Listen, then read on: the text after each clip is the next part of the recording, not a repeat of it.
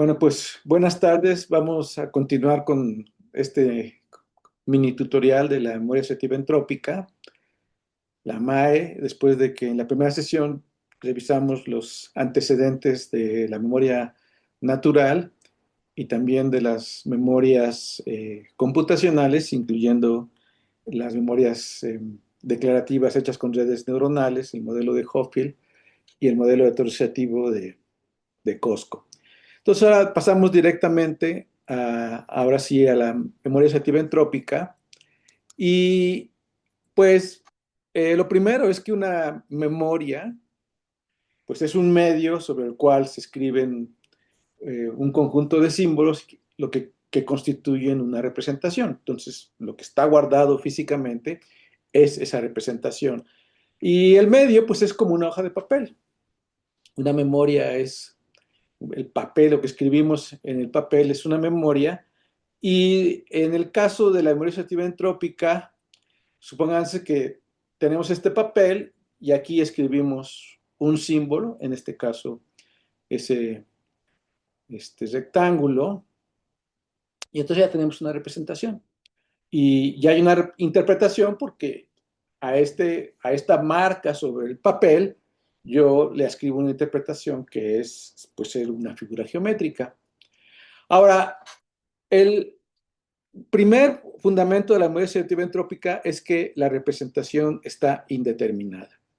Y esto quiere decir que los símbolos eh, pueden recibir diferentes interpretaciones eh, eh, y están de alguna manera sus identidades están confundidas en el medio representacional y eso tiene varias implicaciones. Entonces, por ejemplo, si yo escribo este rectángulo y sobre este mismo papel escribo un círculo, entonces ya tengo una representación con dos objetos, pero de alguna manera pongo en línea punteada el primer objeto, ya hay una confusión con el segundo, y si pongo un objeto más, pues ya hay una confusión con el tercero. Entonces aquí tengo tres símbolos escritos sobre la memoria, sobre el mismo medio. También lo pueden pensar como si fuera una masa de plastilina, donde cada símbolo que yo registro en la memoria es como que yo pongo un sello en la memoria, y entonces aquí lo que habría hecho es que tengo tres sellos que están sobrepuestos. Entonces, y estos objetos sobrepuestos, eh, estos objetos registrados o grabados corresponden o son propiamente los recuerdos. Pero vemos inmediatamente que aquí ya hay una confusión, porque la identidad de los símbolos en buena medida se diluye, incluso se puede perder, aparte de que surgen muchas particiones sobre el medio que realmente no corresponden a ningún símbolo y de hecho los símbolos originales tendrían que reconstruirse a partir de una unión de esas particiones. Entonces, estos son los dos primeros, digamos, el fenómeno de lo que ocurre cuando se sobreponen las representaciones es que los registros pierden su identidad o cuando menos se diluye y aparte emergen nuevos objetos. Y eso es lo que hace que la representación sea indeterminada. Y esto es opuesto, por ejemplo, al lenguaje, donde cuando yo escribo en el papel los símbolos del lenguaje, pues la representación está determinada.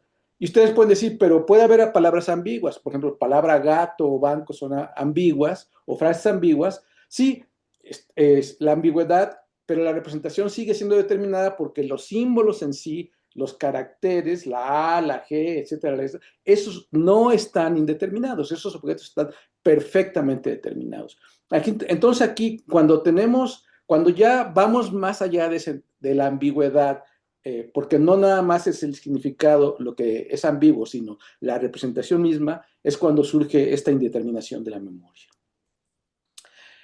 Y lo primero que ocurre, pues, es que, o sea, la indeterminación, cuando hay una indeterminación, pues hay un nivel de entropía, porque en última instancia, nosotros podemos decir de manera muy general que la entropía es la medida de la indeterminación. Y por supuesto,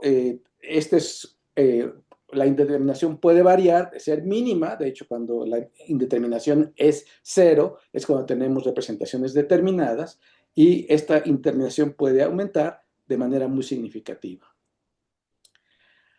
Ahora, pero surge el problema, bueno, si los objetos están confundidos en la memoria y sus identidades están diluidas, entonces, ¿cómo puedo yo recuperar los recuerdos? ¿En qué sentido puede ser esto la memoria?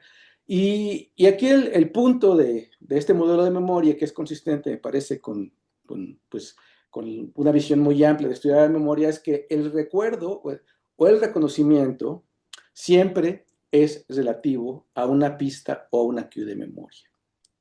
Entonces, por ejemplo, si yo pongo una pista que es este rectángulo que pinto ahora en rojo y la proyecto, hagan de cuenta que proyecto la cue sobre la masa de memoria indeterminada, entonces la pista queda sobrepuesta sobre el sello original del recuerdo y de alguna manera la pista rescata el recuerdo. Entonces, y esta es, digamos, la esencia. O sea, que las pistas rescatan a los recuerdos de tal manera que podemos tener esta masa que puede tener una gran cantidad de registros, y sin embargo, al hacer el reconocimiento, la recuperación en relación a la queue, estamos recuperando el objeto guardado. Entonces yo cuando empezaba a pensar en esta memoria, yo pensaba, bueno, es que si tenemos el cerebro y está lleno de neuronas, ¿cómo es posible que podamos nosotros registrar objetos que vienen del mundo y los podamos almacenar de una manera clara? Y pues dijimos que de alguna tienen que sobreponerse, porque si no, pues ¿cómo va a ser posible esto? O sea, esa es esta idea de sobrepusar el mismo medio para utilizar pues muchos recuerdos.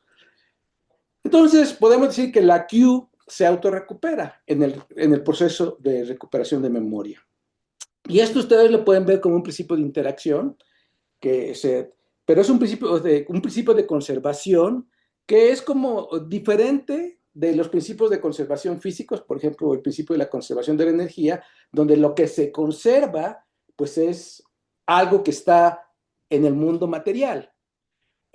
Pero también es diferente de los principios de conservación de la mente, como por ejemplo los que propone Piaget en la teoría del desarrollo mental, donde los principios de conservación son aquellos conceptos que nos permiten identificar la identidad de objetos cuando cambian, o nos permiten hacer sentido al mundo cuando el mundo está cambiando, que es algo completamente mental. Entonces, en este caso, lo que está pasando aquí es que es un principio de conservación interactivo, porque la pista viene del mundo, pero que es como, hagan de cuenta, como el cargo sobre la recuperación de memoria, pero el objeto que se recupera viene de la memoria. Entonces tenemos aquí que la memoria es central a la interacción de la gente con el mundo. Entonces, en el esquema general tenemos a la pista, que es un objeto determinado, es un objeto que está en el mundo, que está perfectamente determinado. Vamos a elaborar sobre este punto. Y cuando se registra en la memoria, como se proyecta sobre la masa indeterminada, entonces se crea una abstracción y podemos decir que la masa indeterminada contiene la abstracción de todos los objetos que están registrados. Y necesariamente, cuando hacemos una recuperación de memoria, como los objetos están indeterminados, no están completamente definidos, entonces el objeto que se recupera es una construcción, que además está determinada, y este proceso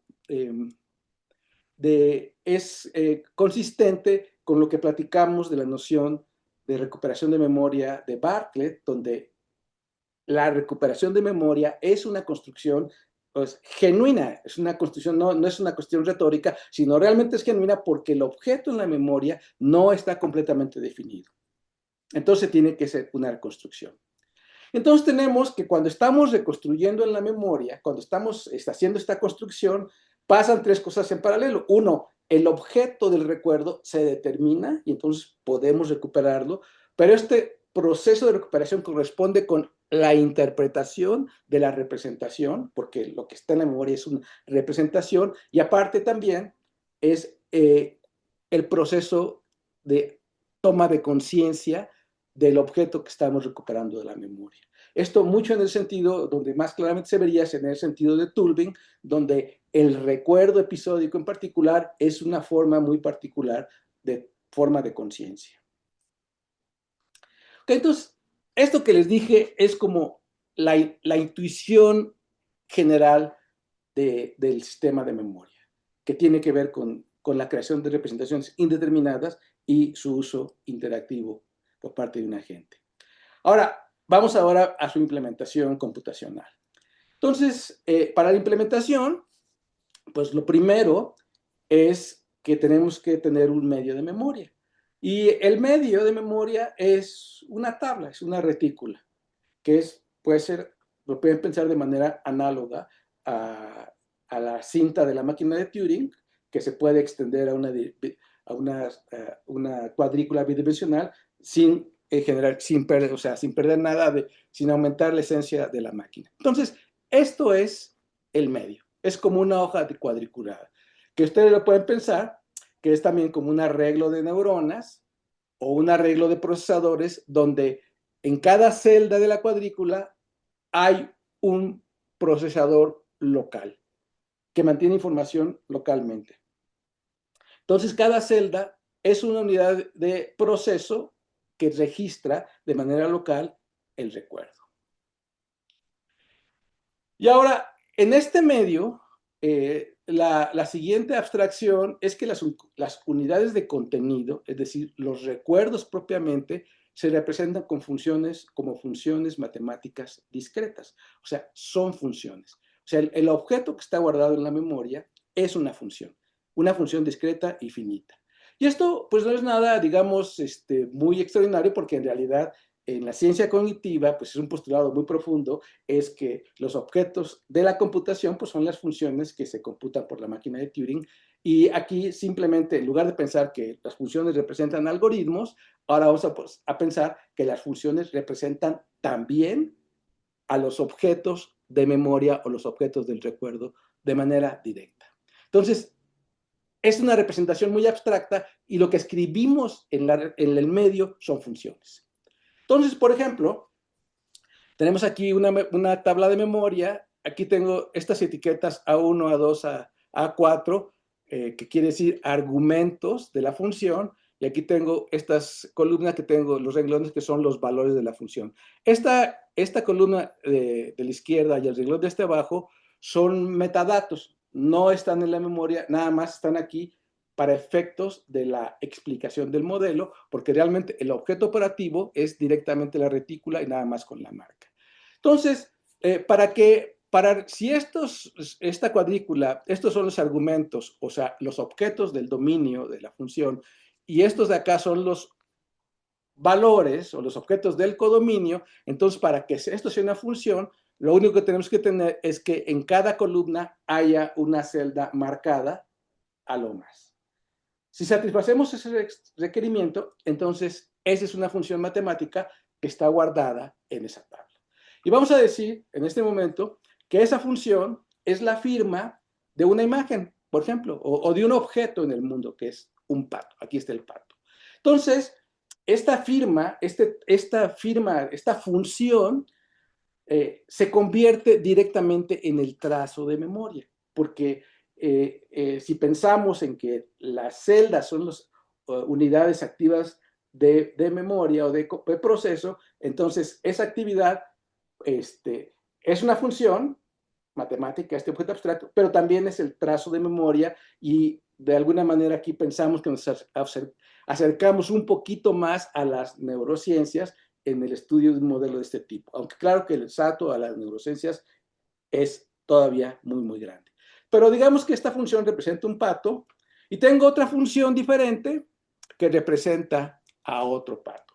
Ahora, las formas de estas funciones pues son bastante arbitrarias, porque estas funciones no las vamos a computar algorítmicamente, o sea, porque de hecho aquí hay esta, digamos, oposición entre el proceso de la función y otra es el almacenamiento de la función. Entonces, la función la vamos a usar como objetos unitarios que se manipulan, digamos, todos a la vez. Y la función representa al objeto en el mundo. Ok. Y ahora, la memoria tiene tres operaciones, que son las operaciones fundamentales que pues, un sistema de memoria intuitivamente tiene que tener. Uno que es el registro de memoria que le llamamos lambda, otro es el reconocimiento de memoria que le llamamos eta, y otro es la recuperación de memoria que le llamamos beta. Y de hecho, si tienen curiosidad, lambda es en alusión a la operación lambda del cálculo lambda, la operación de reducción, de abstracción, y beta es la operación de reducción del cálculo lambda. Entonces ahí está, digamos, analogía profunda ahí. Y estas tres operaciones, las tres se definen en relación a una pista o Q, y eso, lo que habíamos dicho, como habíamos dicho anteriormente, es la característica que define que una memoria sea asociativa. O sea, que proyectamos a la Q sobre toda la masa de la memoria para obtener el recuerdo. Ahora vamos a ver cómo funciona la operación de registro lambda. Entonces, para este efecto, en la implementación, la memoria es un registro, es una tabla en la que está guardada toda la información, que tengo aquí abajo. Este es el registro de memoria propiamente, que digamos sería la memoria de largo plazo de este agente.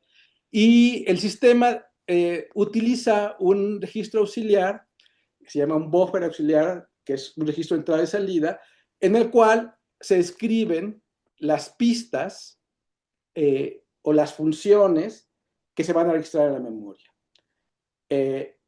Entonces, en cada operación, un objeto que está guardado, la función que está guardada en el registro de memoria, la operación lambda lo registra en el registro auxiliar simplemente en este modelo, sumando el peso, que en este caso es 1 de las celdas prendidas, con el peso que se tiene en la celda de memoria, donde si es blanco estamos asumiendo que es 0.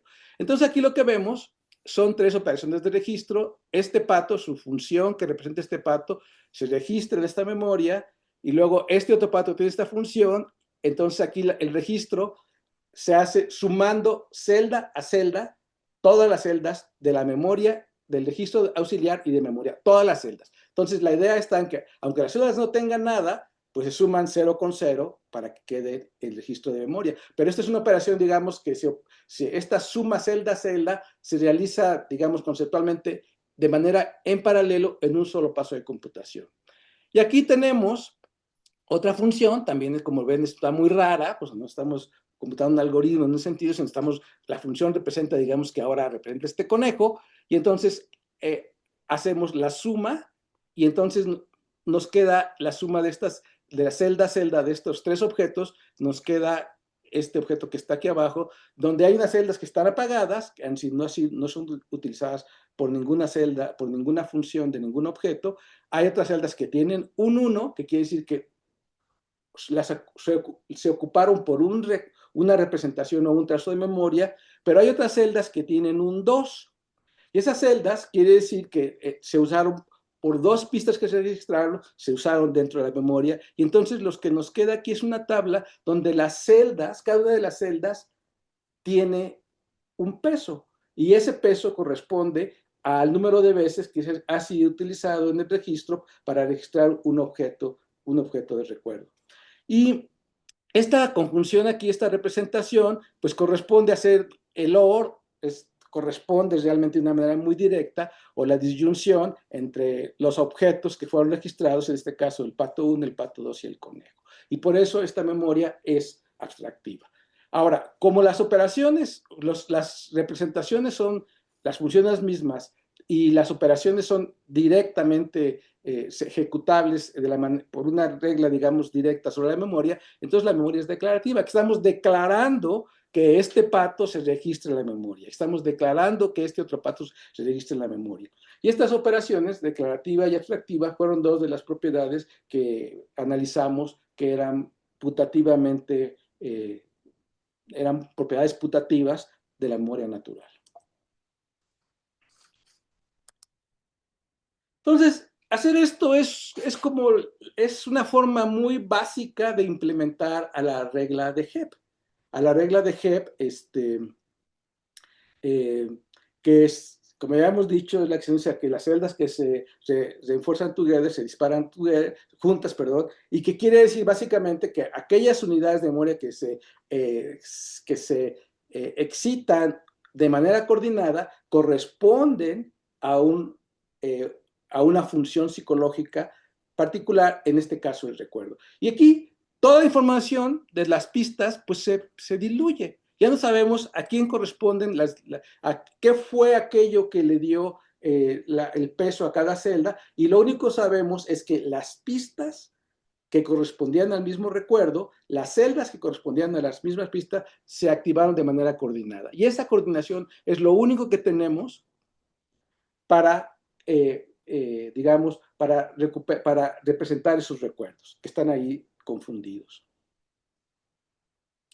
Ahora, sucede una cosa muy curiosa, o sea, bueno, no muy curiosa, eso es obvia, ¿no? Pero sucede que el número de funciones que nos quedan en esta representación se multiplica por efecto del registro, porque, digamos, si tenemos dos posibles elecciones para el primer argumento, y dos para el segundo, y tres para el tercero, y dos para el cuarto, entonces aquí podemos construir 24 trayectorias, 24 trazos de memoria que corresponderían a 24 recuerdos.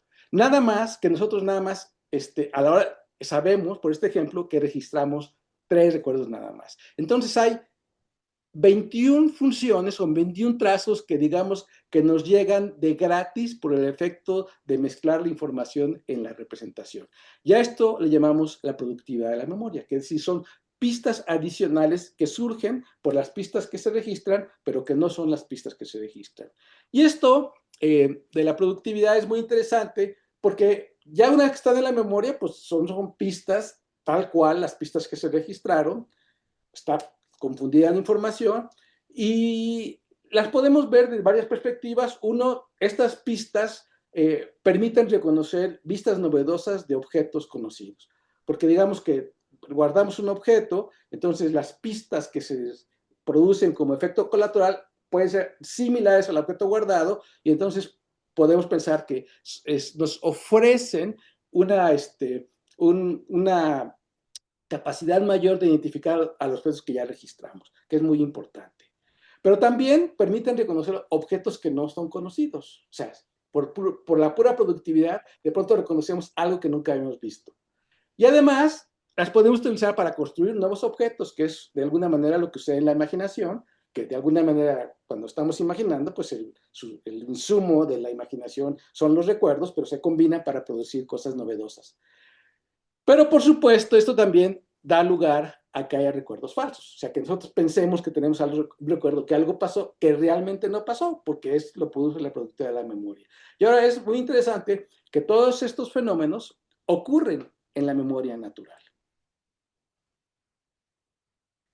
Ahora, como las pistas están traslapadas, entonces la memoria es indeterminada y aparte es una memoria distribuida.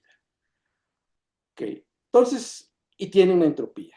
Y la entropía, pues simplemente es la entropía de las columnas. O sea, cada columna, o sea, cada argumento, lo podemos ver como una distribución de probabilidad de manera literal, donde cada celda es uno de los eventos posibles y el peso es el peso específico del evento. Y entonces tenemos una distribución de probabilidad y la entropía de cada columna la podemos ver directamente, o de hecho es directamente en el modelo la entropía de Shannon. Y la entropía de la memoria en sí, de toda la memoria, es simplemente el promedio de todas las entropías. Y entonces la memoria en un estado dado tiene un grado de indeterminación que se mide directamente con la entropía del Shannon, que es la entropía de la comunicación. Ahora, es muy fácil probar, es muy fácil observar que el número de trazos que están en un momento dado en la memoria es exactamente 2 elevado a la entropía por el número de columnas. Eso es muy fácil, no voy a entrar porque es un poquito detallado, pero conceptualmente es muy sencillo visualizarlo. Pero esto es muy interesante porque resulta que el número de trazos depende de la entropía y podemos medir a la productividad de la memoria simplemente sabiendo el número de objetos totales, que son 2 elevado a la entropía por el número de columnas, menos el número de objetos registrados explícitamente. Ahora ustedes pueden imaginarse que este número, 2 a la S a la N, es un número muy, muy grande. Por ejemplo, piensen ustedes que tenemos una entropía de 2, que es una entropía relativamente baja, y tenemos 64 columnas, que en muchos de estos experimentos ha sido, digamos, el número de columnas de las tablas, y la productividad es este número, menos el número de objetos registrados explícitamente. Ahora este número, pues es grandísimo, 2 elevado a la 128, es un número inmensamente grande, que en general va a ser siempre muchísimo más grande que el número de registros que estemos haciendo en la memoria, independientemente de que cuando nosotros estamos, la memoria natural está haciendo registros de memoria todo el tiempo. Y en estos experimentos, digamos que los experimentos que hemos realizado, que voy a hablar un poquito más adelante, pues los objetos del recuerdo están normalmente en el orden de los 10,000 en nuestros experimentos, que con respecto a 2 a la 128 es un número tremendamente pequeño. ¿Okay? Entonces, esto es lo que tenemos que decir de manera general de la operación de registro de memoria. Ahora vamos a la operación de reconocimiento de memoria ETA. Entonces, esta operación es una operación que se realiza entre la pista de memoria y la abstracción completa de la memoria, es decir, toda la memoria. El reconocimiento se hace como una pista particular relacionado con, hagan de cuenta, toda la memoria natural que tenemos. Y el reconocimiento, la operación ETA, es simplemente la operación de inclusión lógica de un objeto, que es la pista, dentro de otro objeto, que es la memoria. Celda a celda, y también se hace de manera paralela para todas las celdas, independientemente si están prendidas o están apagadas. Y esta operación es la implicación material lógica directamente. Y como ustedes recordarán de la lógica, pues la única manera de hacer una implicación material falsa es cuando el antecedente es verdadero y el consecuente es falso.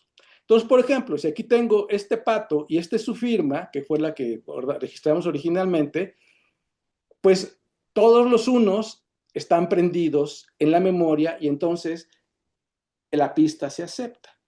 Se acepta en una sola operación y aparte sin buscar.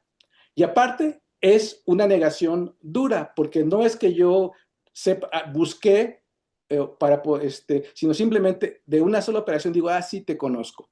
Y en cambio, supónganse que tenemos aquí a un plátano que tiene, digamos, esta función que es su pista, una función arbitraria.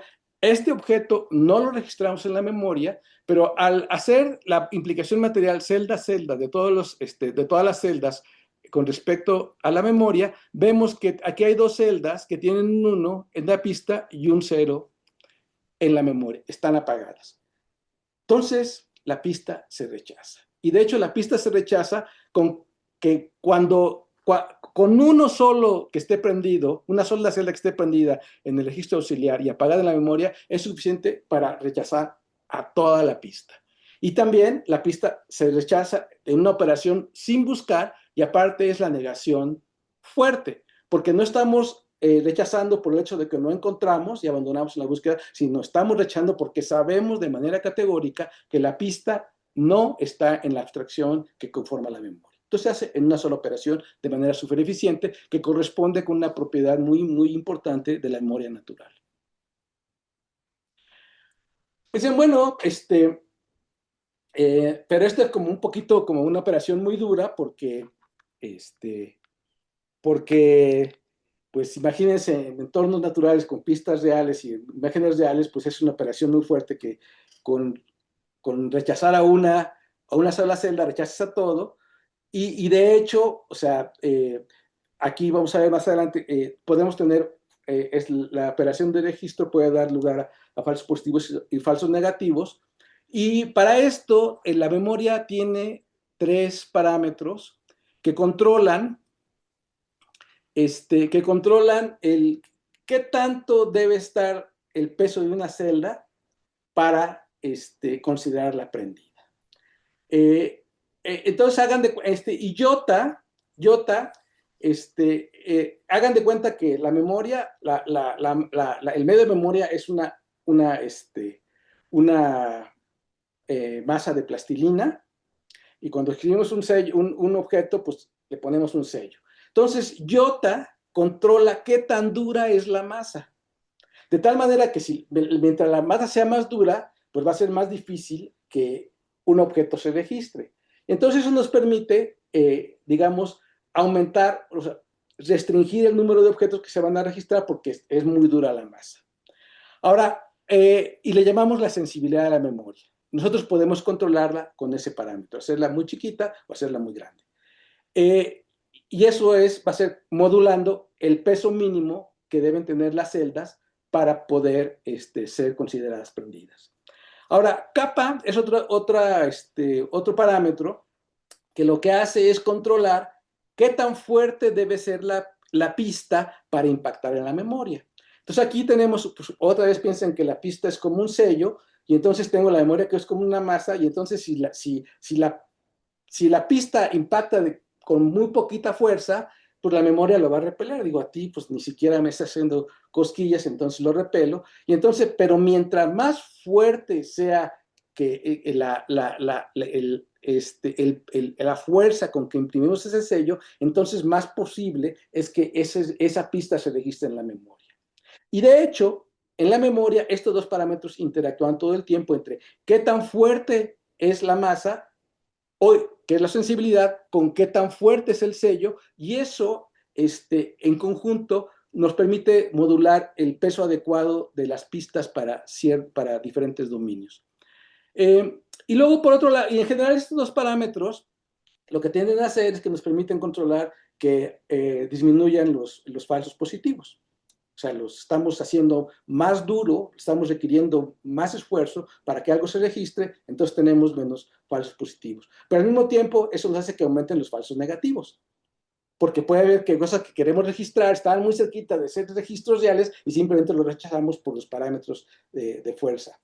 Entonces, tenemos un tercer parámetro que se llama el parámetro psi, que lo que hace es que relaja a las funciones, y en lugar de pedir que todas las columnas se satisfagan la prueba de la implicación material, sí es un número entero que nos dice cuántas columnas de manera arbitraria permitimos que fallen la prueba, y a pesar de eso podemos aceptar a la pista.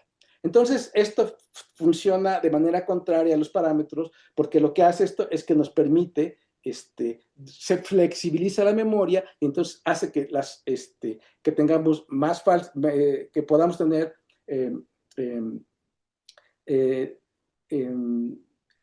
digamos, disminuir los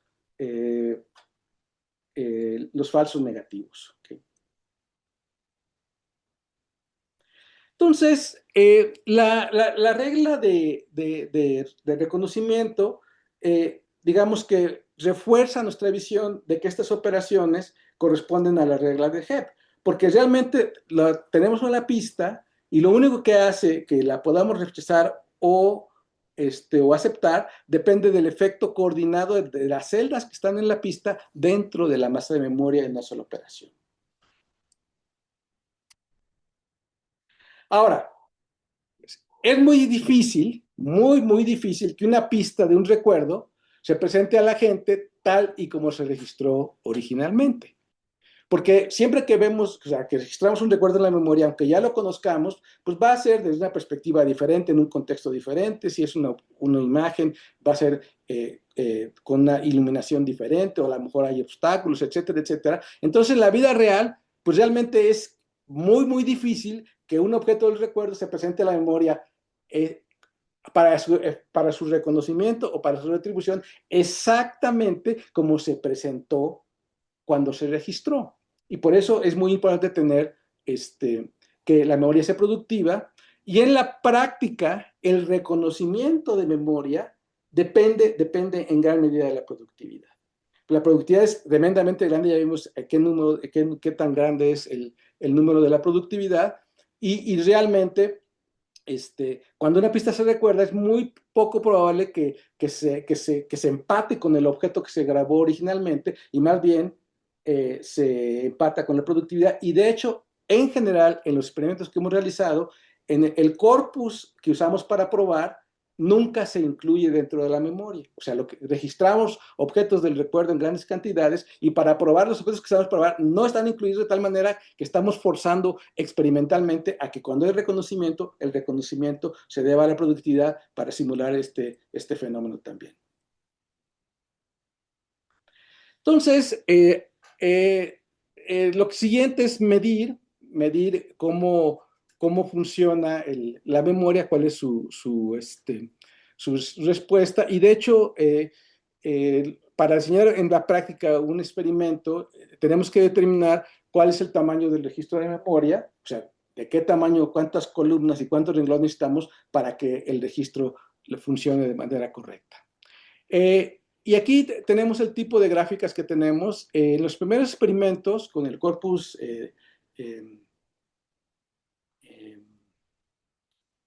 en NIST de dígitos, teníamos 10 dígitos y en los primeros experimentos teníamos un registro de memoria para los objetos de la misma clase. Entonces teníamos un registro para el 0, otro para el 1, etcétera, etcétera. Y los objetos del recuerdo eran las imágenes manuscritas de los dígitos en el corpus MNIST. Este corpus tiene como 70,000 instancias, de las cuales aproximadamente el 20% lo utilizábamos para guardarlos como objetos de recuerdo en la memoria y el 10% para hacer pruebas de la memoria. Entonces, el cuadro que está aquí arriba a la izquierda es para medir cómo funciona la memoria con diferentes columnas, en este caso el número de renglones, el número de niveles de cuantificación para un tamaño dado de número de columnas. Y estos niveles son los renglones de las tablas que van 1, 2, 4, 8, 16, 32, 128, 500, porque pues imagínense, cuando hicimos los experimentos no teníamos ni idea de qué tamaño tenía que ser la tabla para que esto pudiera funcionar. Y lo que vemos aquí es la línea roja es la precisión de la memoria y la línea azul es la cobertura de la memoria. Es decir, la precisión baja cada vez que tenemos un falso positivo y la cobertura baja cada vez que tenemos un falso negativo. Ahora, fíjense cómo, como estábamos separando a los objetos por clases, en este caso esta tabla, de hecho, corresponde al corpus MNIST, donde es un corpus de dígitos, pero también de letras, que tenía creo 36 clases, si recuerdo bien, ustedes me corrigen. Y este es el número de renglones. Entonces, fíjense cómo empieza la cobertura hasta arriba y la presión hasta abajo. ¿Y por qué? Porque miren, si tenemos nada más un solo renglón en la tabla, independiente del número de columnas, entonces todos los registros se van a ese renglón. Entonces, como todo está en el mismo renglón, pues entonces todo se acepta. Cualquier pista que queremos nosotros ver, pues está en el mismo renglón, entonces todo está confundido, pues tenemos una cobertura del 100%. Pero por otro lado, ¿cuáles de esas pistas van a ser correctas? Pues nada más las porcentaje de pistas que corresponden a la clase correspondiente, en este caso 1 sobre 36. Son las que son correctas. Entonces, pues empezamos, cuando tenemos un solo renglón, pues la precisión es 1 sobre el número de clases y la cobertura es el 100%. Todo está, entonces, pues no sirve, ¿no?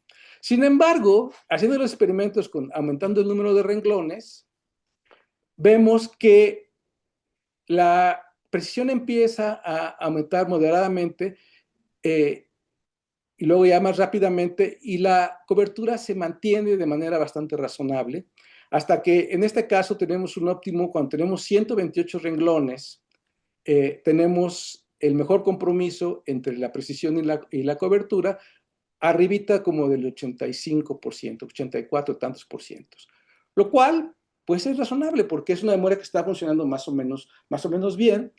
Y lo que ven ustedes en esta barra aquí abajo es cómo va subiendo la entropía. imagínense nosotros, o sea, que mientras estamos aumentando el número de renglones, entonces estamos haciendo que haya más opciones para cada pista que se pueda guardar en un número mayor de posibilidades, entonces aumenta la entropía, y entonces cuando tenemos la entropía es 0 cuando tenemos un solo renglón, y en este caso aumenta a 6.9 cuando tenemos 512 renglones. Entonces esto pasa a nivel de los registros separados. Es el comportamiento típico de tener registros de memoria para cada clase. Ahora, en esta gráfica acá, en la segunda, vemos el número de registros que aceptan una pista con para un número dado de renglones. Y aquí lo que se muestra es que si tenemos un solo renglón, pues los 36 registros, o los de las 36 letras, aceptan a la pista. Pues si es un renglón, todos los aceptan. Pero sin embargo, aquí es muy interesante que cuando son 2 renglones, esto baja tremendamente a bajito de 10 en promedio. Es decir, que como tener 2 niveles, 2 renglones, entonces el número de registros que aceptan baja muchísimo. Y luego tenemos esto que baja poquito a poquito hasta llegar cuando tenemos 512, pues ya es 1. Entonces, digámoslo así, si tuviéramos este tipo de comportamiento, pues lo único que tenemos que decir, bueno, la memoria va a funcionar perfectamente cuando tengamos 512 renglones. ¿Ok?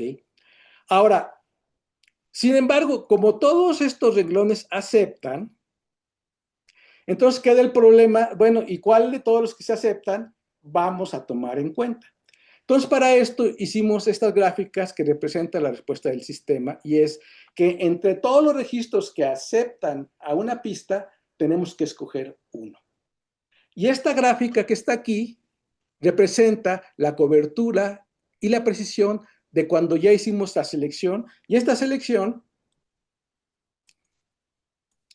se hace con base a una heurística muy simple, que es cuando haya diferentes registros que acepten a una pista, vamos a escoger aquel en que la pista sea la más fuerte, es decir, que las celdas que ocupa la pista en el registro de memoria sean las más fuertes, el mayor número, que de hecho es el promedio de todas las celdas que ocupan la pista en todas las columnas. Entonces, mientras más fuerte la pista es mejor, es más probable que sea ese el registro, pero al mismo tiempo, mientras menor sea la entropía del registro, es más probable. Y esta es la idea, simplemente que si la entropía es menor en el registro, quiere decir que la información de esa memoria está más determinada, y entonces quiere decir que es más probable que sea la memoria adecuada. Y el cociente entre la fuerza de la pista con respecto a la entropía del registro nos da un numerito para cada uno de los 36 registros que están aquí, y entonces de los que aceptan a una pista, escogemos cuál es el número más alto de este. Y esto nos da esta grafiquita. Y como ven, es muy interesante porque ahora, tomando la consideración de que ya estamos escogiendo un solo objeto, entonces, de manera natural, la precisión y la cobertura pues empiezan a progresar de manera paralela. Cada vez que hay un falso positivo, hay un falso negativo a nivel de todo el sistema, de todo el conjunto de registros, y esto sube, y aquí como vemos que en 32, cuando son 32 renglones, y como el 80% de precisión es cuando tenemos el mejor compromiso entre la precisión y la cobertura. Y luego la precisión sigue subiendo cuando vamos aumentando el número de registros, pero la cobertura empieza a bajar porque pues empieza a haber muchos renglones, entonces ya es más difícil que la pista le atine exactamente, hagan de cuenta es como una flecha y le va a aplicar a la celda, y es más difícil que le dé. Entonces, esta es la gráfica de comportamiento del sistema, y aquí lo que estamos viendo en esta gráfica de acá es la barra azul. Aquí son igual para los mismos números de renglones. La barra azul quiere decir que se escogió la respuesta correcta. La naranja quiere decir que la respuesta correcta apareció, pero no se escogió. La verde quiere decir que la respuesta correcta, que el correcto ni siquiera aceptó, o sea, ni siquiera dijo que yo soy, entonces no se prendió. Y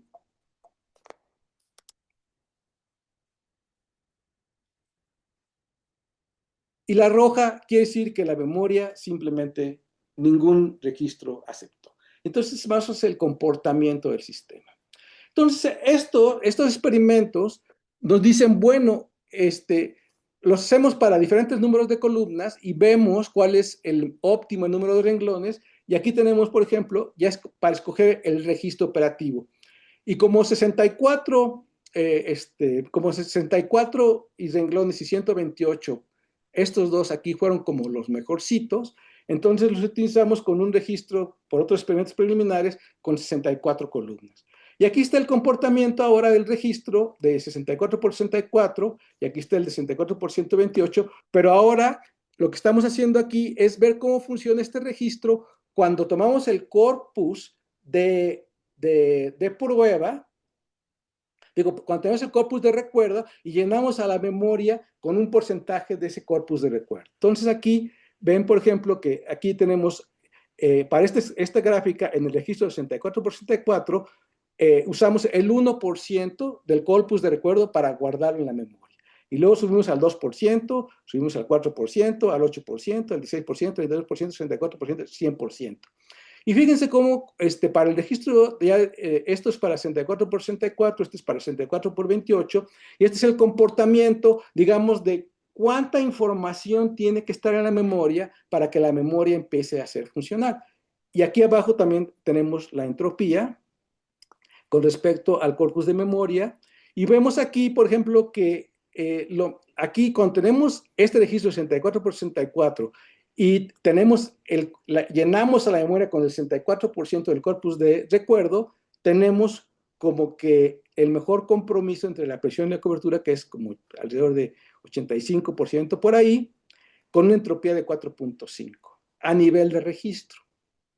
Y en la tabla derecha es lo mismo, pero a nivel ya de sistema, una vez que escogimos cuál fue el mejor registro para la pista para la que aceptó a la pista.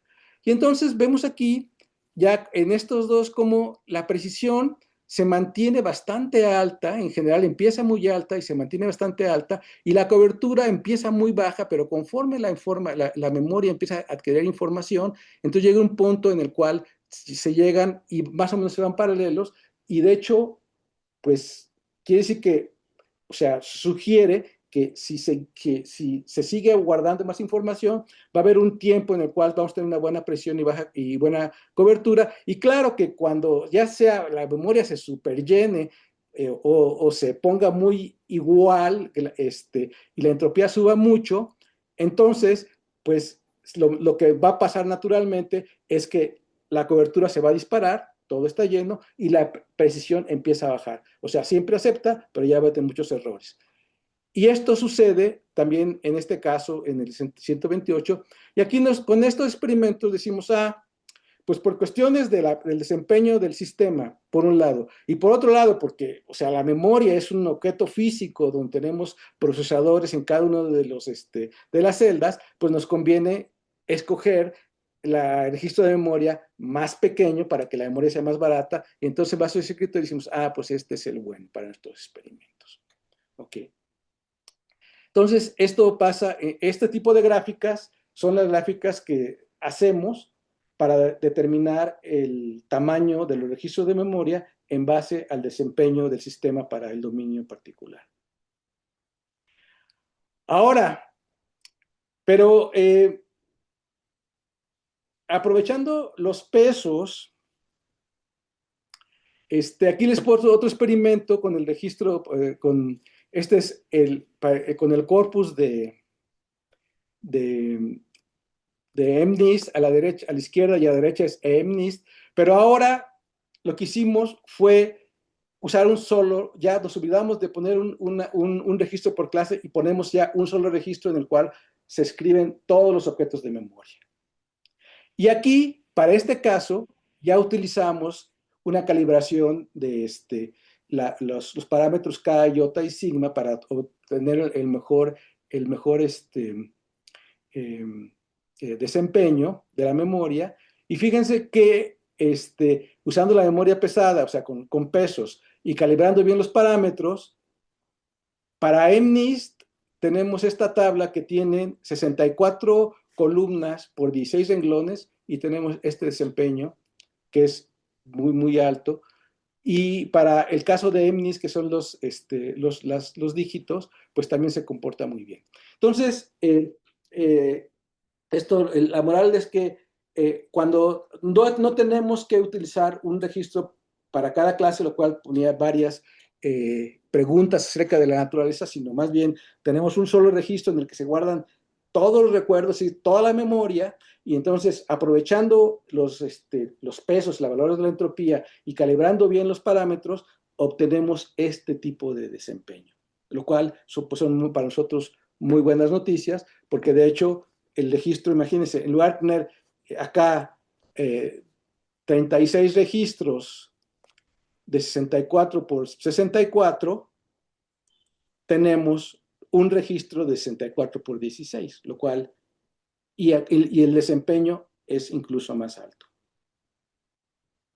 Entonces esto,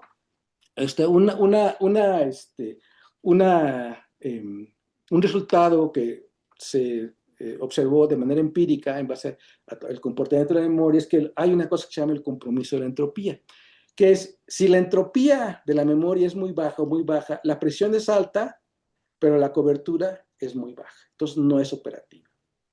Es decir, tiene que haber cierta cantidad de recuerdos para que la memoria se empiece a trabajar bien.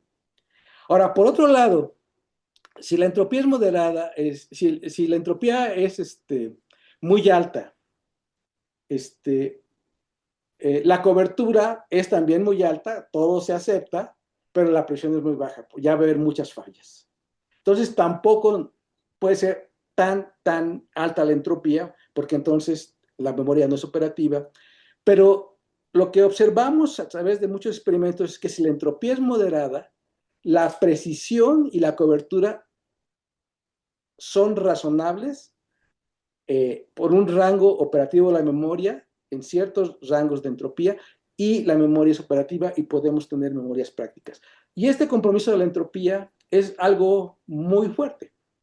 O sea, es algo que digamos, se ha manifestado en nuestros experimentos de manera muy, muy sistemática. Y la intuición, y es muy, muy claro por qué pasa esto, ¿no? Porque, pues les digo, si pensamos que la memoria está en un medio y ese medio tiene una presentación distribuida e indeterminada, pues si es muy ralita, pues cuando viene un recuerdo nuevo, pues va a ser muy difícil que le pegues al recuerdo que ya está, aunque sea un recuerdo, pero eh, eh, pero, eh, pero si le pegas, es correcto. Pero va a haber muchos recuerdos que no le vas a pegar. Y en caso de que la memoria esté muy densa, pues imagínense que es súper, súper densa, entonces prácticamente cualquier pista va a poder empatar con un objeto en la memoria, pero a lo mejor no es el objeto correcto y por eso la presión baja mucho. Entonces, la intuición es que si hay una memoria entropía moderada, entonces cuando tenemos un muy buen compromiso de esto. Ya son las 3. Si me permiten, nada más termino la operación de recuperación. Si pueden quedarse un poquito o ya la dejamos para la siguiente. Adelante de mi parte. ¿Sí? Bueno, entonces vamos a dar a Sí, yo sí puedo. Ujú. la operación de recuperación. Entonces, todo lo que vimos ahorita, pues está relacionado con los aspectos de la operación de reconocimiento. Es todo lo que impacta al reconocimiento. Ahora, pero cuando recuperamos, además de ver que la pista está dentro de la memoria, tenemos que retribuirla, pues retribuir el recuerdo. Y pues es muy intuitivo, ya lo platicamos en la vez anterior, que o sea, es mucho más fácil y común reconocer, eh, pero también cuando recuperamos, traemos la información en la memoria es cuando propiamente decimos que estamos recordando, que es una operación que es más compleja. Entonces, la operación de recuperación beta, primero vemos que la pista sea aceptada, es decir, que se reconoce. O sea, y eso es muy obvio porque si la pista se rechazara, pues entonces no podemos pensar que el objeto esté guardado en la memoria. Entonces, si se acepta, entonces lo que hacemos es que para cada columna de la memoria y de la pista, eh, cada em, columna de la pista, en lugar de pensarla como un solo punto, o sea, como el valor de la función, el valor de renglón para ese argumento, la pensamos como una función de probabilidad que tiene el ápice en el valor de la pista, pero se, eh, la función de distribución se distribuye de manera normal desde arriba hasta abajo de la columna. Ahora, cada columna de la memoria propiamente es también una función de distribución de probabilidad, pero eso es bastante arbitraria porque depende de los recuerdos que se fueron guardando, o sea, depende absolutamente de la información que se registró. Y lo que hacemos para recuperar la información es multiplicar ambas distribuciones de probabilidad y recuperar de manera aleatoria el objeto que se recuerda de la distribución resultante.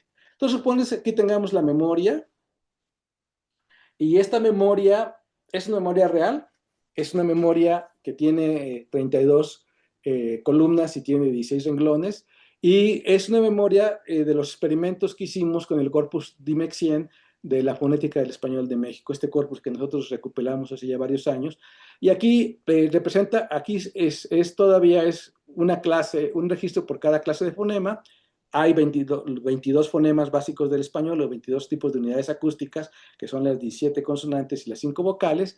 Y esta, que está aquí a la izquierda, es la memoria que se formó con varias decenas de miles de una unidad particular. Entonces, como ven, es una distribución bastante arbitraria. El azul quiere decir que está frío y el rojo quiere decir que está muy caliente, y los tonos intermedios representan los pesos relativos de cada una de las celdas. Entonces ustedes ven ahí que es una cuestión bastante, es como un patrón, las columnas se ven como un patrón, pero son como bastante arbitrarias, porque ahí está guardado todos los recuerdos, en este caso de la clase. Ahora, la pista, que es que yo tengo, ¿qué voy a recuperar? Pues le presento a la memoria una unidad acústica que se presenta en un momento dado de una conversación. Por ejemplo, en este momento yo digo A, y esa A es una unidad acústica y yo quiero saber si está en mi memoria. Entonces, para poder reconocer esa A, pues básicamente, conceptualmente, lo único que tengo que checar es que si la función que la representa está en la memoria. Entonces, la A es cada una unidad acústica individual, es una pista. Y esta pista tiene la guardo en la memoria como una función, y digamos que los unos son los puntos rojos, esos serían los unos. Entonces si yo guardara la pista nada más directamente, lo único que vería en esta tabla son los puntos, los unos, pero realmente la pista la represento como una distribución de probabilidad normal que se extiende desde arriba hasta abajo de la columna y tiene su ápice en donde está el valor exacto, y por aquí ven que el naranja es un poquito menos, más claro es un poquito menos, hasta que llega al azul oscuro, que es lo menor. Esta es una campanita que estamos viendo aquí. Campanita por color, no sé si lo visualicen. Y hay una campana para cada columna. Entonces, y esto, la motivación de hacer esta operación es que la pista va a recuperar a un patrón de imágenes, y no nada más a la imagen específicamente. Claro que se prefiere recuperar a la imagen exactamente, pero puede haber imágenes similares que también estén dentro del alcance de esta operación de memoria. Entonces ya tenemos la memoria, que es toda la memoria de toda la historia de los 10 miles de fonemas que he escuchado en mi vida. Hagan de que tengo mi memoria fonética de la A, y aquí en este de la izquierda estaría, cada vez que escucho una A, pues se graba en la memoria, porque pues, o sea, la operación natural es guardar la información en la memoria. Y aquí tenemos el resultado en el experimento son decenas de miles, pero ustedes pueden pensar de cada una de las A's que han escuchado a lo largo de toda su vida. Entonces, toda la memoria. Y aquí está una A en particular, y lo que quiero saber es si esta A está aquí y cómo es. La quiero retribuir. Entonces, la operación de recuperación lo que hace es que multiplica ambas memorias columna por columna, y el resultado se ve aquí. Entonces aquí, por supuesto, va a haber muchos ceros, porque donde haya cero de un lado va a haber cero del otro lado, pero de todas maneras, el 1 de la pista va a multiplicarse por en la celda correspondiente en la memoria y vamos a tener diferentes valores en cada una de las columnas. Entonces, estas columnas son una nueva distribución de probabilidad que surge de multiplicar a ambas distribuciones que representan a una pista particular, o sea, más bien representan a toda la memoria completita, todos los recuerdos modulados por la pista particular del recuerdo, que esa es la característica fundamental de la asociación, que la pista que tenemos del recuerdo la proyectamos contra nuestra masa completa de memoria y generamos esta distribución y simplemente de aquí, de manera aleatoria, se selecciona un valor de cada una de las columnas y esa función es el recuerdo. Entonces, esta es una operación claramente bayesiana, donde la memoria es el prior, el a priori, la pista es el likelihood, es la evidencia, y el resultado que tenemos es o sea, se sale o sea, este producto, que es como la probabilidad posterior, desde donde se selecciona directamente el recuerdo. Entonces, les digo, es una operación claramente bayesiana. Entonces, ya con esto, entonces aplicando esta operación, bueno, y de hecho, lo que no les dije también aquí es que aquí tenemos estas campanas de estas funciones de distribuciones de probabilidad, tenemos un parámetro sigma que controla su varianza. De tal manera que si sigma es muy pequeño, las columnas son como spikes, como agujas en la memoria, que reaccionan muy bien de una manera local, pero luego se acaba su poder. Pero si la sigma es más grande, entonces aumenta la variación estándar y entonces empieza a aumentar la campana y entonces empiezan a ser más permisivas esas columnas. Entonces, si tenemos una sigma muy bajo, es como decir, la pista es como muy dirigida, es como un spike que se recuerda y obtenemos sus recuerdos bastante fotográficos. Ahora, el objeto del recuerdo, la pista la podemos bloquear. Y aunque la pista, esta, aunque es una información incompleta por el obstáculo que tiene enfrente, al proyectarse sobre la memoria, de todas maneras, la información es suficiente para seleccionar al objeto correcto. Claro que implica ya, para esto, tenemos que trabajar en la modulación de los parámetros. Ahora, si subimos la sigma, empieza a ser más alta, entonces los objetos las pistas pueden seleccionarse a sí mismos, pero también empiezan a seleccionar objetos asociados. Lo mismo y si le ponemos más ruido a la pista, pues a lo mejor tenemos un objeto asociado, pues ya incluso de diferente clase. Pero lo importante que ustedes tienen que pensar aquí es que la pista, los objetos están guardados completos de antemano en la memoria porque son los recuerdos. Y lo que hace la pista es, con la información que se tiene, posiblemente con ruido o parcial, se selecciona el objeto del recuerdo y entonces ese objeto ese es el que se retribuye. Y si ya la pista es muy grande, pues entonces a lo mejor tenemos espacio para, a través de la productividad de la memoria, sacar un objeto que ni siquiera hemos guardado que corresponde en alguna medida con la imaginación. Entonces aquí, otra vez, podemos reflexionar que esta es la operación de recuperación implementa nuevamente de una manera muy directa a la regla de Hebb, porque simplemente lo que está haciendo es que la coordinación de las celdas en la pista es la que, proyectada sobre la masa indeterminada de memoria, es lo que produce que se produzca o sea, se activen ciertas celdas que correspondría al recuerdo. Muy bien. Nada más les digo nivel de representación y es cómo pasamos de las imágenes a los objetos de memoria. Y en la teoría de memoria se basa también en que hay un andamiaje estructural y funcional que viene en la memoria, en el cual la información se convierte desde las imágenes modales, de modales específicas, en este caso, por ejemplo, la imagen del pato, se representa en un buffer, es un buffer modal que ustedes pueden decir que es como retinotópico, es decir, donde la imagen del mundo se presenta de una manera muy similar por la estructura de la retina, en un arreglo de celdas que son, digamos, donde está esa imagen que todavía es modal, que digamos estaríamos en la zona occipital, si es el caso de la visión, y luego ese objeto de memoria, se codifica.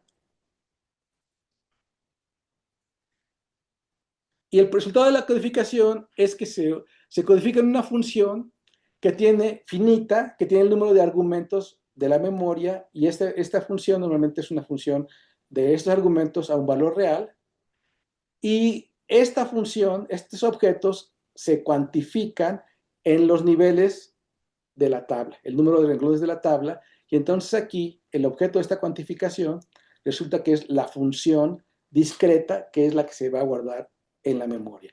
Ahora, este nivel de abajo es una representación modal y es concreta, y este en el segundo nivel ya es amodal, porque ya no tenemos nada que ver con la visión, de hecho podríamos combinar diferentes modalidades, y es abstracta, porque es una función, pero todavía sigue siendo una representación local, o sea, porque cada función está guardada en un objeto de memoria determinado. Y estas representaciones locales, que son estas funciones discretas y finitas, son lo que se ingresa a través de la representación lambda en la memoria asociativa, que es la representación donde se sobreponen y se crea la información, la representación distribuida, y cuando tenemos una pista, usamos esta imagen con una pista y la proyectamos la pista sobre la memoria, entonces hay el proceso inverso que primero se atribuye a la función discreta y luego se decuantiza para generar la función real, y esto se pasa por un codificador que produce la imagen de regreso, con esta arquitectura.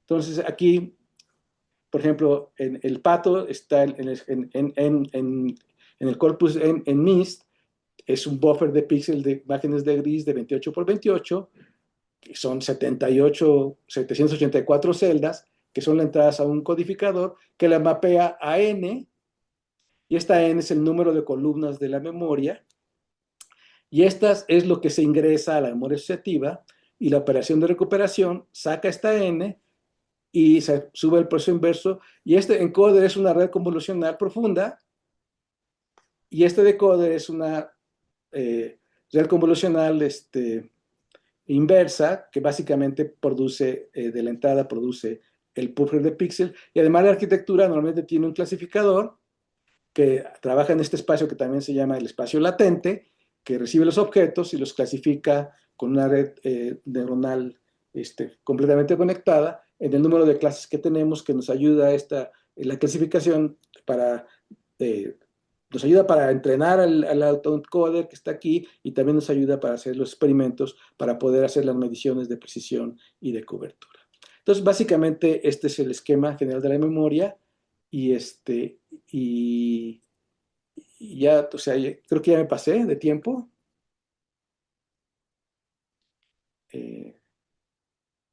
Si ya se tienen que ir, o puedo terminar tantito rápidamente esto. ¿Cómo andan? Bueno, si gustan, Adelante, entonces esto lo adelante. dejamos para la siguiente. Si tienen preguntas,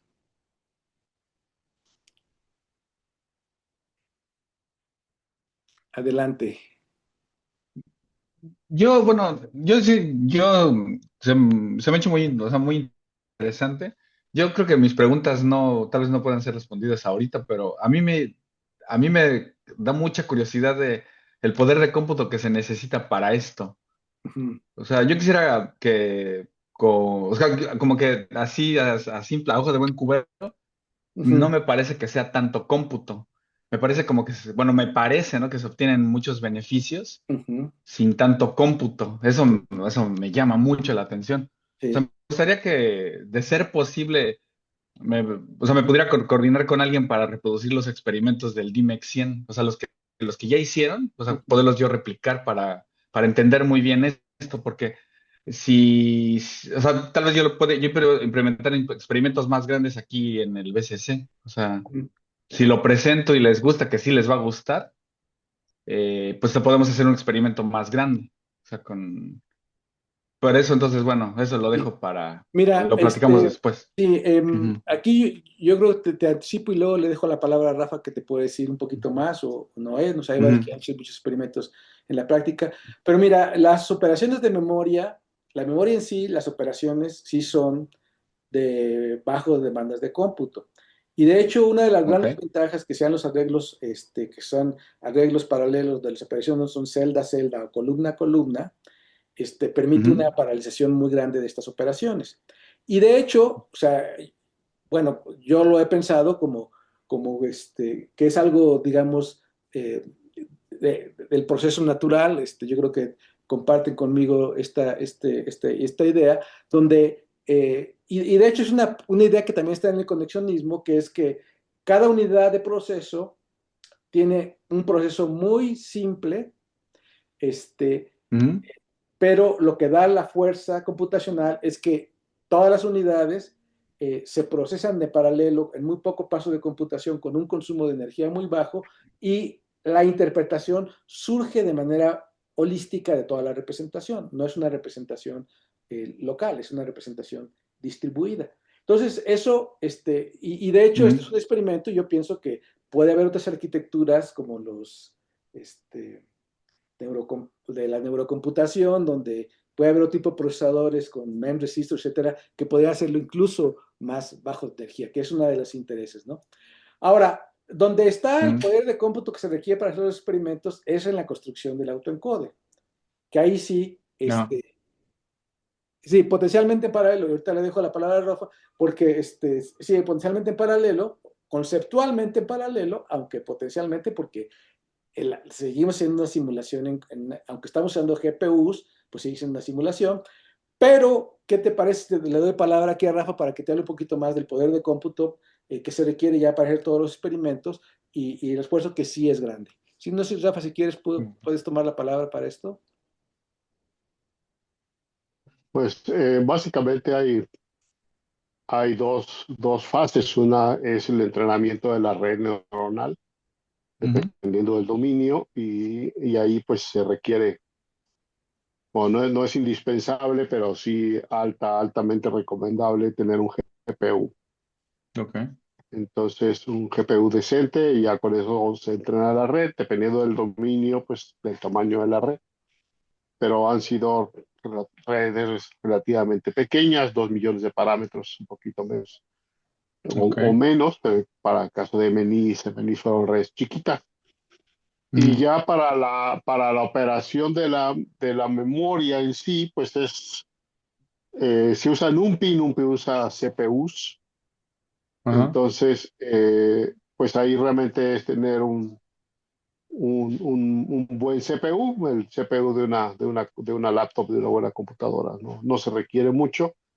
Desafortunadamente, pues Python tiene, bueno, ya se está liberando, pero todavía tiene limitaciones importantes para el paralelismo, entonces no se pueden aprovechar mucho en la posibilidad de tener muchos cores, Ujú, pero esperamos que eso se resuelva relativamente pronto y entonces ya se pudiera usar un procesamiento multicore y usar la memoria, en particular para lo que es la consulta a la memoria, podría ser una memoria compartida y entonces se podría ser mucho más eficiente el proceso. Ahora, ok. también Muchas Rafa estaba gracias. Ajá. trabajando con el corpus de Quidraw, que es mucho más grande, el número de clases de individuos, y también Noé, pues la tesis la hizo con imágenes de CIFAR 10, que son mucho más Ujú. grandes porque son a color. Entonces, no sé si quieras decir algo, Noé, respecto al poder de cómputo que se requirió para CIFAR. Hola, ¿qué tal? ¿Qué Pues tal? para CIFAR seguí ocupando para la mayor parte de los experimentos la computadora Aurora, que es de Ujú, Dell, una workstation con el ujú, GPU 1080 y tiene otra GPU Titan X, ok. 64 gigas en RAM y no me acuerdo, creo que el procesador es un Xeon. Y para la última parte de los experimentos, ya que se sometió y se pidieron algunos cambios, corrí también en el nuevo equipo que se consiguió en el proyecto, que es un servidor R760 de Dell, de PowerEdge, Ujú, eh, con una GPU L4 y de ok. RAM, creo que 128 gigas de RAM. Y bueno, sí, es un equipo mucho más poderoso.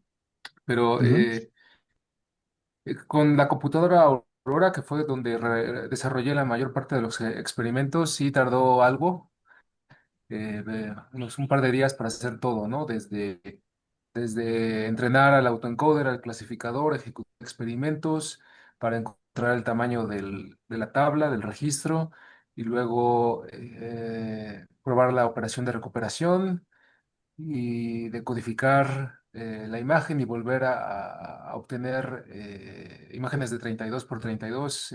Sí, fue algo de poder de cómputo que se requirió.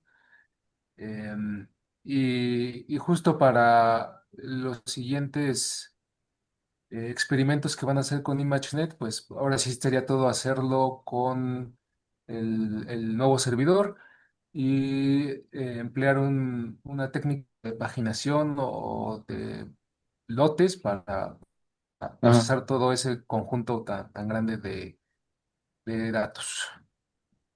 Y de Ok. hecho se está usando página. Bueno, yo tuve que usar paginación para QuickDraw con 64 clases. Ujú, Eran ujú. 64 clases y aproximadamente 110,000 elementos por clase y ya los arreglos crecieron mucho y ahí ya se hizo un poco, ya se requirió paginación en particular para entrenar a la red, porque los datos no cabían en la memoria del GPU, entonces tuvo que enviar por pedacitos. Ok, ok. También Ujú. no sé si los se hicieron experimentos con de optimización, que fueron también masivos. No sé si Carlos Ignacio pudieras comentar algo acerca de cómo estuvo en términos de poder de cómputo. ¿Estás por ahí, Carlos? Yo, Sí, Carlos acá Ignacio, estoy. ¿no? Ajá. Ajá. Pero es bastante similar. Al final depende, los más grandes fueron los del DMX100 y fueron sobre Aurora. Ujú. Ok. Entonces es muy Ok. similar a lo que comentan. Nada más que en tiempo, pues sí se multiplica por 10, digamos, pero en infraestructura es lo mismo. Sí, Ok, ok. muy bien. Pues podríamos tener una reunión particular, Carlos, para hablarlo más en más detalle. Y, Ok. Ujú. y por lo pronto, por el día de hoy, si quieren, aquí cerramos y nos veríamos dentro de Sí, 15 días para continuar con este minicurso. Yo creo que sean un par de sesiones más para poder concluir el material. perfecto. O tal vez en la Gracias. próxima sesión se podamos concluir, pero ahí vamos. No sé si alguien tenga algún comentario o alguna pregunta adicional antes de cerrar, y si no, pues ya nos veríamos para dentro de 15 días en esta sesión. Bueno, pues entonces les agradezco a todos mucho su paciencia, su participación y seguimos en contacto. Sí. Muchas gracias. Muchas Gracias. gracias por todo. Hasta luego. Gracias, Hasta hasta luego. luego. Hasta Hasta luego. luego. Saludos. Hasta Hasta luego. luego.